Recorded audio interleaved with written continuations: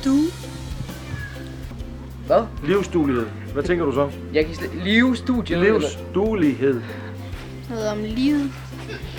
Måske noget om at flyve, måske. Der er noget med liv at gøre. Livsstuelighed. Jeg ved ikke. Det er noget med at have lov til at leve. Er det ikke et bevis eller et eller andet? Livsduelighed? Ja. Det ved jeg ikke. Jeg tænker ikke så meget. Livsduelighed. Noget med livet. handler vel om at være parat til at passe på sig selv, tænker jeg. Eller en mulighed kunne det også være. For mig der er livsduelighed, at man er god til at være glad. At man har en plads, eller at man sætter spor i livet måske.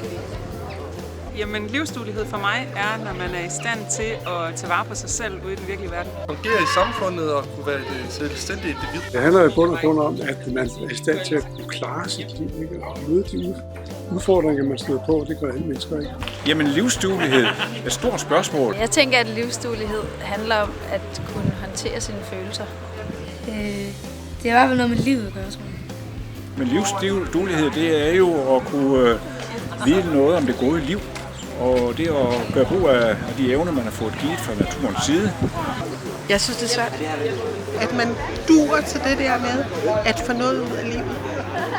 Jeg tror, at livsduelighed handler om at være bevidst om sin plads i livet og i verden, tror jeg.